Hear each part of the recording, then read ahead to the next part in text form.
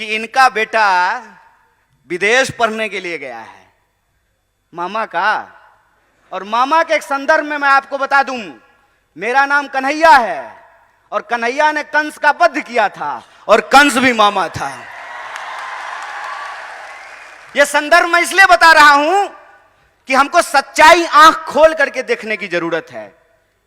इस प्रदेश में गरीब के लिए महाविद्यालय नहीं बनेगा, गरीब के लिए विश्वविद्यालय नहीं बनेगा, गरीब के लिए छात्रावास नहीं बनेगा। क्यों? क्योंकि जब मुख्यमंत्री का बेटा विदेश पढ़ने के लिए जाएगा तो आदिवासी के लिए महाविद्यालय क्यों बनाएगा? और जब चुनाव आ गया है, 20 साल से सरकार चला रहे हैं, जब चुनाव में 20 महीना बचा है, तब इनको बहन जी लाडली की याद आई है और क्या कह रहे हैं कि हम 2000 रुपया दे देंगे। चचा, आप 2000 रुपया अपने पास रखिए, यह बताइए कि 350 का सिलेंडर 1400 रुपए में क्यों मिल रहा है? 750 रुपया तो रिचार्ज कराने में लगता है। बहनें यहां पे बैठी हुई हैं, 2000 रुपया दे दीजिएगा तो 2 महीना ठीक से 2 मोबाइल रिचार्ज भी नहीं हो पाएगा। ठगते हैं, ठग रहे हैं हमको। आपका खेल हम समझ रहे हैं, आपका खेल हम समझ रहे हैं कि आप हमारे आंख में धूल झोंक करके हमारी संपत्ति, हमारा रिसोर्स हमसे छीन रहे हैं। और जब हम अपने जल जंगल जमीन की बात करते हैं तो ये हमारे ऊपर तरह तरह का आरोप लगाते हैं। कहते हैं जल जंगल जमीन की बात करने वाले लोग अर्बन नक्सल होते हैं। हाय रे गृह मंत्री, बड़ी दया आती है आप पे। हैं? 2 बार की सरकार है इनकी, 20 साल से मध्य प्रदेश में सरकार चला रहे हैं। और मेरे पिताजी मुख्यमंत्री नहीं थे, ना प्रधानमंत्री थे। मैं एक साधारण परिवार का लड़का हूं, लेकिन मेरे पास महात्मा गांधी की तरह, बिरसा मुंडा की तरह, शहीद आजम भगत सिंह की तरह, डॉक्टर बाबा साहब भीमराव अंबेडकर की तरह सच की ताकत है। इस बात को याद रखिएगा। अरे पूरी ताकत लगा लीजिए, आप हमारी सच्चाई को नहीं बदल सकते हैं। हम सत्य के लिए लड़ रहे हैं, हम अपने लोकतांत्रिक अधिकार के लिए लड़ रहे हैं। और लोकतंत्र का क्या मतलब होता है?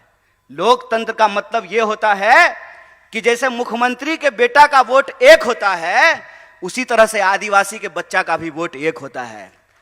अगर मुख्यमंत्री के पास पैसा है, वो अपने बच्चे को विदेश भेज सकता है, तो हम भी इस देश में टैक्स देते हैं। हमारे बच्चों के लिए भी अच्छी शिक्षा की व्यवस्था होना चाहिए, अच्छा अस्पताल होना चाहिए, अच्छी सड़कें होनी चाहिए, महिलाओं की सुरक्षा होनी चाहिए। यह हमारा हक है।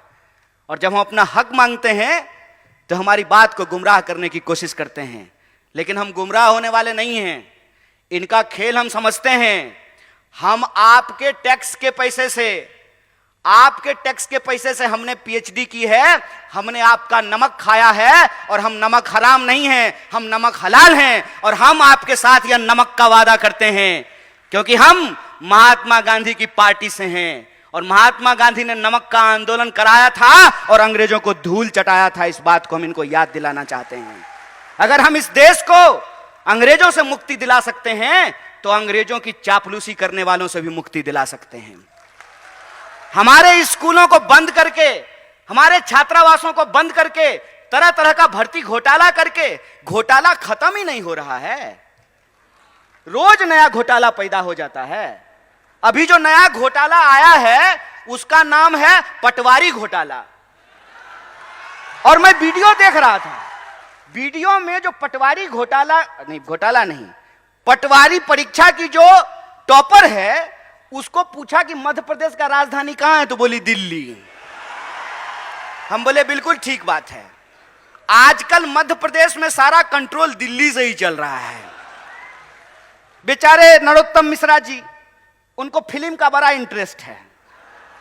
अक्सर दीपिका पादुकोण को देखते रहते हैं कि दीपिका पादुकोण क्या पहनी है। अरे राज्य चला लो यार, गृह मंत्री हो।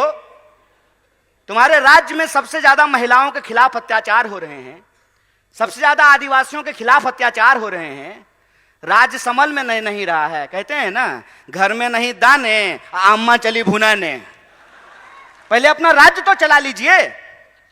आए दिन घोटाले होते रहते हैं और पूरा कंट्रोल। पहले इनको मुख्यमंत्री बनने का मन था, मुझे भी सूत्रों से पता चला है। क्या क्या जी साहब, मीडिया के लोग यहां बैठे हुए हैं, बोलिए ना, डरिए मत। अरे लोकतंत्र है, सबको बोलने का हक है। अरे हम लोग तो एक नारा लगाते हैं, जगह है कितनी जेल में तेरे, देख लिया है देखेंगे। कितने लोगों को जेल में डाल देंगे। सच बोलिए, सच की ताकत होती है। पहले इनको कहा कि ऐसे ही उलझुल बात किया करो, सोशल मीडिया पे पॉपुलर हो जाओगे। और जैसे पटवारी की परीक्षा की टॉपर को मध्य प्रदेश की राजधानी दिल्ली लगती है, इनको भी सत्ता का केंद्र आजकल दिल्ली लगता है। और जब चुनाव आता है तो दिल्ली इंदौर में घूमना शुरू कर देता है। आजकल दिल्ली इंदौर घूम रहा है। तो जब आ ही गए हैं नेकी और पूछ पूछ, तो इनसे पूछ लेना चाहिए कि क्यों घोटाले पे घोटाले हो रहे हैं, क्यों आदिवासियों के खिलाफ अत्याचार हो रहे हैं, क्यों महिलाओं के खिलाफ अत्याचार हो रहे हैं, क्यों आपके द्वारा किए गए एक भी वादे पूरे नहीं किए गए हैं। और जब चुनाव आया है, लाडली योजना, समझ रहे हैं साहेब, अपने लाडले के लिए ये लाडली योजना लेकर के आए हैं। साहब, ये सच्चाई हम देख रहे हैं। इस सच्चाई को मैं अपने आदिवासी भाई बंधुओं से कहना चाहता हूं, अपनी बहनों से कहना चाहता हूं कि ये मौका है कि जो 20 साल से आपने अत्याचार झेला है, उस अत्याचार का आपको बदला लेना है और उनको एहसास कराना है कि राजा का बेटा राजा नहीं होगा। यह लोकतंत्र की ताकत है। और लोकतंत्र की ताकत यह है कि सब लोगों को चुनाव लड़ना पड़ता है। कमलनाथ जी भी चुनाव लड़ते हैं, दिग्विजय सिंह जी भी चुनाव लड़ते हैं, और नरोत्तम मिश्रा को भी लड़ना पड़ता है। एक उदाहरण आप मुझे सोच करके बताइए।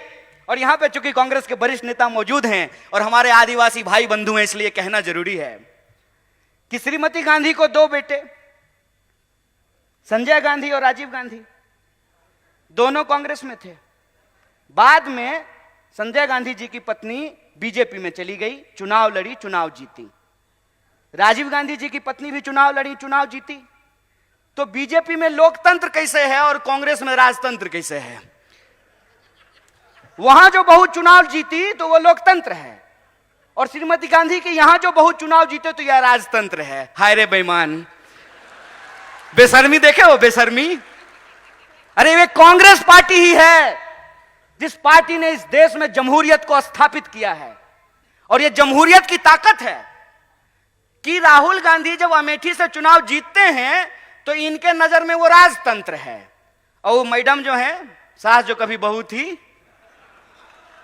है ना, वो जब अमेठी से चुनाव लड़ी है तो लोकतंत्र है। हाय रे चोरी। मैं तो यही कहता हूं कि अगर इस देश में पंडित जवाहरलाल नेहरू नहीं होते ना, तो नरेंद्र मोदी भी देश के प्रधानमंत्री नहीं हो पाते।